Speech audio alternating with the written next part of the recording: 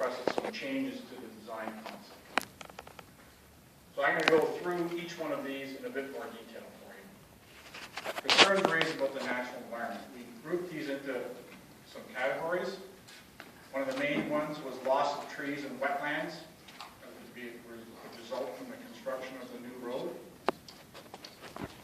Loss of habitat for Jefferson salamanders. Impacts to other endangered species or species at risk, or SAR, as we tend to call them using the acronym. So this plan view will help to illustrate how we've addressed those concerns. This is a plan view of Hidden Valley. You can see Highway 8 running diagonally across the top right corner of the slide, and the Grand River is just on the right side.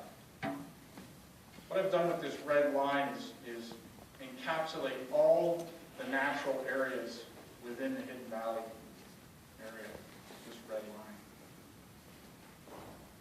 The thick dashed yellow line is the regulated habitat as determined by the Ministry of Natural Resources. Now I'll superimpose with black the proposed footprint of Alternative 5. And you can see here that, for the most part, the footprint of Alternative 5 skirts most of the natural areas within Hidden Valley. Yes, there are impacts. However, the project team feels that to the greatest extent possible, this alignment avoids as much of the natural features within Hidden Valley as is possible with a proper road design. There were some concerns raised about other endangered species or species at risk.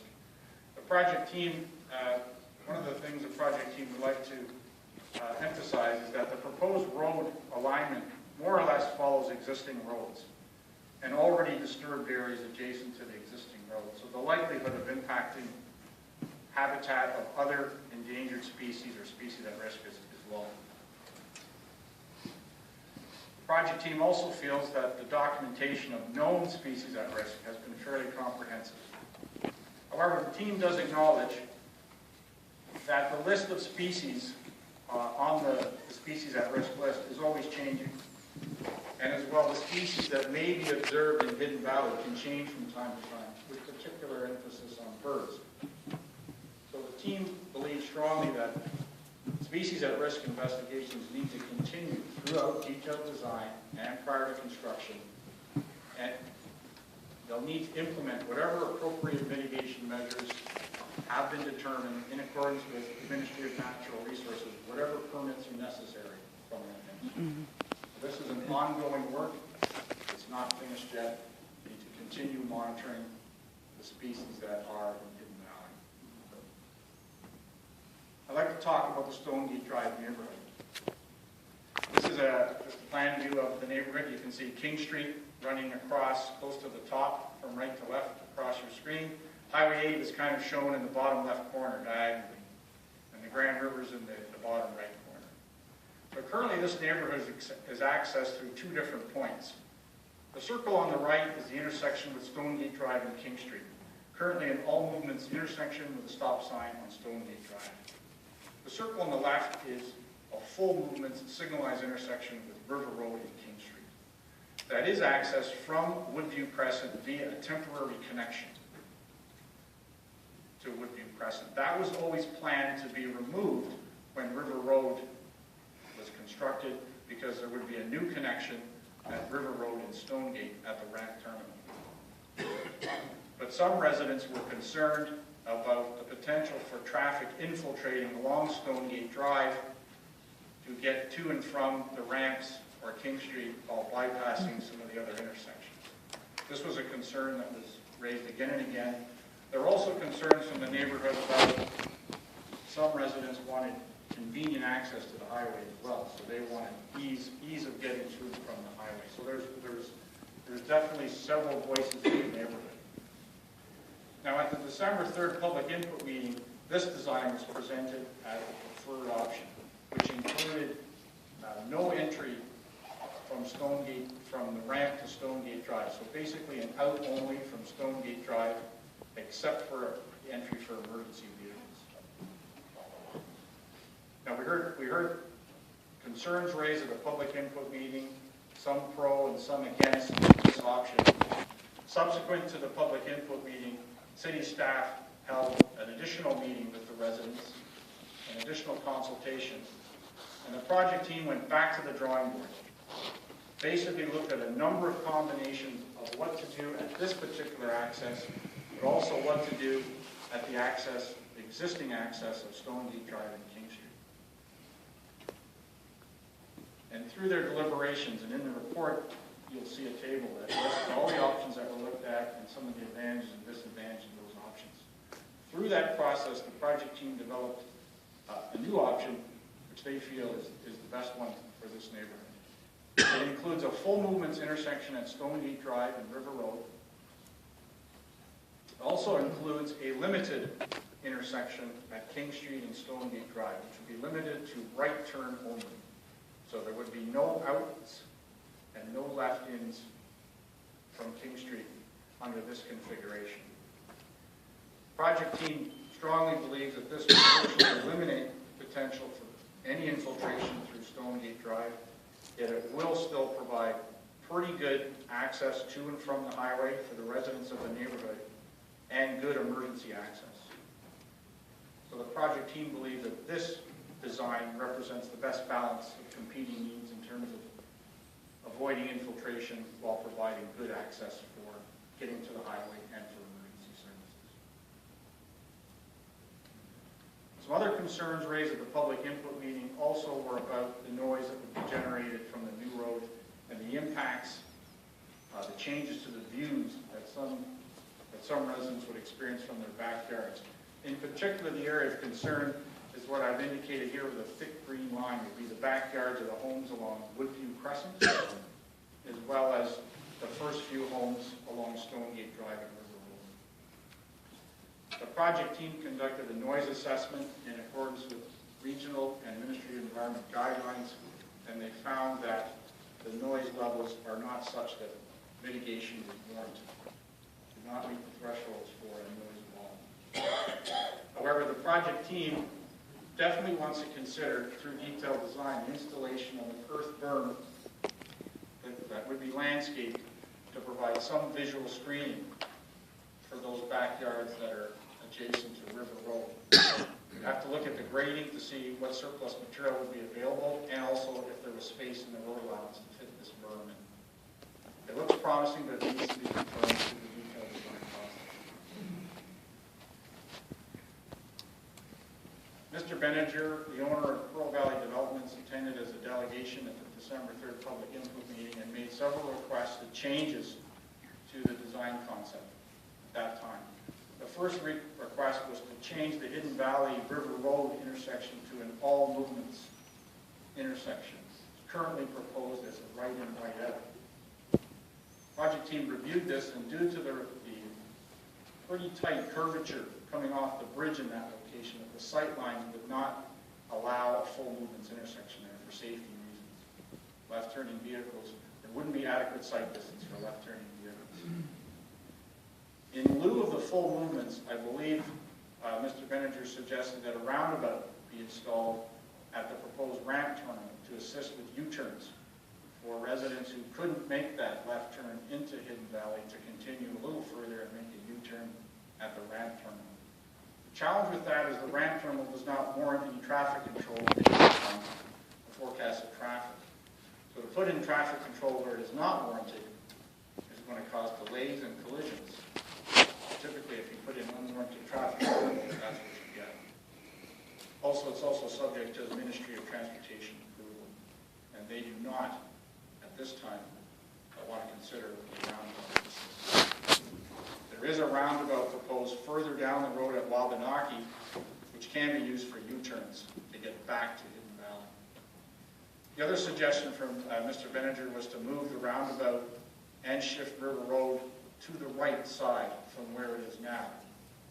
And staff sees some merits in looking at the benefits of such a change, as it would pull the roundabout further away from the CP rail crossing. But they have to look at those changes in light of what other impacts could be created in terms of the other criteria that has to be looked at for this EA, such as impacts on the natural environment. As the developer moves through the development process, the team will work with him to look at accesses and what other minor tweaks to the design that can be done to make it work from an access point of view, subject to all the approval being in place. Late last week, we did also get a letter from Mr. Neil Taylor with some other suggestions for the project team to review. We didn't have a lot of time to crunch through this, but we did have a quick look at it. One of the suggestions from Mr. Taylor was to provide a tunnel or a bridge on a skewed angle. I think a bridge on a skewed angle is definitely one of the options that the project team did already consider, at least more than once. And if you look on page, I think, 21 of the report, folio 21, you'll see an alternative H, which is, I think, in some ways similar to the option that is being suggested by Mr. Taylor. This option has some serious geometric sufficiencies, and the project team did look at this, like I said, at least more than once, and found that the impacts created would be at least as much or greater than the recommended design concept. The cost would be higher, and there are geometric challenges when you get to the east side of Highway 8. So the idea of a tunnel, I'll admit the project team did not go far on the tunnel option. If you're probably looking at 3 or 4 times the cost of a bridge to put a 4-lane road underneath Highway 8 to the tunnel. So that has not been looked at in detail. Another suggestion from Mr. Taylor was to alter the River Hidden Valley intersection to be a right out only. And I think the benefit that Mr. Taylor saw was that it would reduce the impacts of the embankment on the natural area. The team has looked at that and this time don't see any differences in the impacts if the intersection was right in, right out versus right out only. Another suggestion from Mr. Taylor was to include a multi-use trail only on one side of River Road so that the platform could be reduced in width. The project team has also looked at this on more than one occasion, and the net reduction of platform is probably about 2 meters. If you remove the trail from one side, that's about 6 feet if you're an imperial kind of person. And so well, what you get is you get a facility that's only on one side of the road. So the project team saw that as a serious deficiency to save 2 meters. The other challenge that you would have is that at some time in the future, if you wanted to ever add a facility to that side of the road, now you've got sufficient platform on that side, and in the future would cause significant impacts to the natural area on a slope that's already been built and landscaped and stabilized. So the team does not support that option. There's another option that was suggested by Mr. Taylor. It's build a roundabout at Fairway Road at the existing Highway 8 ramp terminal with a 4th leg connecting to another roundabout on River Road. I'm pleased to see all these suggestions about roundabouts. The team did have a look very briefly at this. It's probably best to explain it with a diagram. And bear with me because I'm not absolutely certain that we've captured Mr. Taylor's idea, but if you look at this plan view of the recommended design concept, you look in the top left corner, I should say, you can see Fairway Road, and then the CP rail tracks. And then the existing ramp terminal to get onto and off Highway 8 is right in that corner. And Mr. Taylor's idea was to put a roundabout at that ramp terminal, and another roundabout on River Road, directly across from that ramp terminal. And I believe it also included no interchange and no bridge over Highway 8. This will not address the transportation problem adequately, as you're just going to be funneling 2 sections of traffic back to the same bottleneck that we're trying to relieve pressure on, which is the Fairway Road corridor, basically between the ramp terminal and King Street, which is one of the most congested areas in the whole project. So it doesn't address the transportation problem, and from a constructability point of view, haven't had a lot of time to have a look at it, but the roundabout that would have to be built at the ramp terminal would be on top of the rail tracks there, and there would have to be a grade separation. And the physicality of doing that, we don't think is feasible. So that's the extent that we've had to have a look at that particular solution. A couple of other items that were on Mr. Taylor's letter. He had concerns regarding other species at risk. I believe I covered those in the previous slide in terms of the project team is committed to continued monitoring of the Hidden Valley area and to develop whatever mitigation measures are required to address the species that are identified prior to construction. And Mr. Taylor also expressed concern about whatever permits have not been requested yet, whether provincially significant for any impacts to the PSWs. And the project team acknowledges that, and as we would move through the detailed design process, those permits would be applied for. It's a little bit about the cart and horse. So, as a result of all the technical input to date and all the public consultations, the project team is recommending design concept 5, which again is a new road, 4 lanes, with a multi-use trail on each side and a raised center median and a new Highway 8 interchange. The benefits of the recommended design concept, it will reduce traffic congestion and delays in the transportation network area. There'll be improved safety through reduced collisions on Fairway Road. There'll be improved access to Highway 8 for commuters and goods movement. And it will provide a vital cycling and walking link across Highway 8 while minimizing the impacts on the natural environment and the social environment as well. So the next steps in the study, and I'd like to emphasize that Council's decision here is another step in the process. There's still a number of steps that need to go before this project is actually approved. The actual approval process is through the public filing of the environmental study report.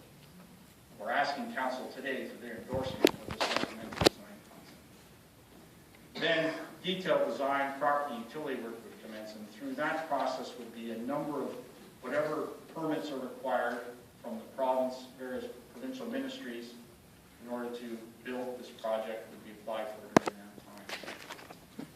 And construction currently scheduled in the capital program to commence in 2017, subject to budget approval and property acquisition. Apologize for the lengthy presentation. Happy to answer any questions. Steve, that's good. You're going to stay here, of course. I think what I'll do is have the 2 delegations, and then I'll open up